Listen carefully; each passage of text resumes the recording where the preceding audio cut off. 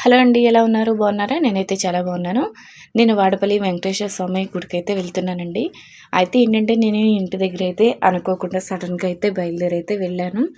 నాకేంటంటే ఆ రోజు శనివారం. శనివారం రోజు ఏంటంటే ఇంట్లో క్యారేజ్‌లు పెట్టడం కూడా త్వరగా అయిపోయింది పని. అయితే ఏంటంటే నేను సడన్‌గా టీవీ చూస్తుంటే ఇలాగ గుడి అయితే చూశాను. అక్కడికి వెళ్ళి 7 ప్రదక్షిణాలు చేసి 7 శనివారాలు వెళ్తే మనం అనుకున్నది నెరవేరుతుంది అయితే విన్నాను. ఇంకా విన్న వెంటనే నేనైతే ఇంకా ఫాస్ట్‌గా అయితే 8కి అయితే బయలుదేరిపోయాను. బయలుదేరిపోతే ఏంటి అంటే మా హస్బెండ్ అన్నారు, "అలాగా రావులపాలెం నుంచి నీకు వాడపల్లికి బస్సులుంటాయి" అయితే అని చెప్పారు. ఇంక చెప్పిన వెంటనే నేను ఇంకా అలాగ బయలుదేరి వెళ్ళాను కదా! అయితే ఏంటంటే ఈ గుడికి వెళ్ళాలంటే తణుకు, రావులపాలెం అంటారు కదా! అలాగే రావులపాలెంలో దిగామంటే మనకి వాడపల్లికి రూ. 20 టికెట్ అయితే తీసుకుంటారు. అక్కడికి వెళ్ళిన తర్వాత చూసాను నేను, బాబోయ్! ఎంతమంది జనమో. ప్రతి శనివారం కూడా అట్లనే ఉంటారంట. అన్ని బండ్లు చూసేసరికి నాకు దర్శనం అయ్యేసరికి ఏ టైం అవుతుందో అని భయమేసింది. కానీ ఏంటంటే ఫస్ట్ అలాగా 7 ప్రదక్షిణాలు అయితే చేయాలి అని చెప్పాను కదా! అలాగే 7 ప్రదక్షిణాలు అయితే చేసేసాను. చూసారు కదా ఎంతమంది జనం ఉన్నారో, ఫుల్లుగా ఉన్నారు జనమైతే. ఇంకా 7 ప్రదక్షిణాలు చేసేసిన తర్వాత నేను దర్శనానికైతే వెళ్ళిపోయాను. దర్శనం కూడా నాకు అంతే టైం పట్టేసింది.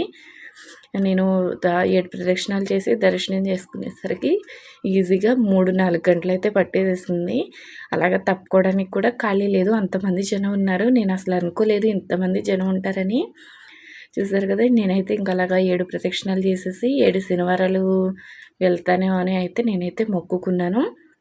ఇంకా అలాగా సగం దర్శనంలో సగం దూరం వెళ్ళిన తర్వాత ఫోన్ అయితే తీసేసుకున్నారు. ఇక్కడ లైన్‌లు చూసారు కదా! ఫ్రీ దర్శనం రూ. 50 టికెట్టు, 200 టికెట్టు, రూ. 1000 టికెట్లు కూడా ఉన్నాయని అయితే చెప్పారు.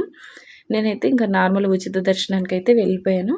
ఇంకా దర్శనం అది చేసేసుకున్న తర్వాత మళ్ళీ ఆ భోజనానికైతే వస్తాను. అన్నదానం అయితే పెడుతున్నారు.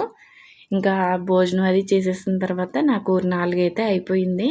అంత జనం అయితే నేను ఇంకా చిన్న తిరుపతిలో చూసాను. మళ్ళీ ఇక్కడే చూసాను. నాకు తెలిసిందేంటంటే అంత ఫేమస్ అని గుడి అనేది అర్థమైపోయింది.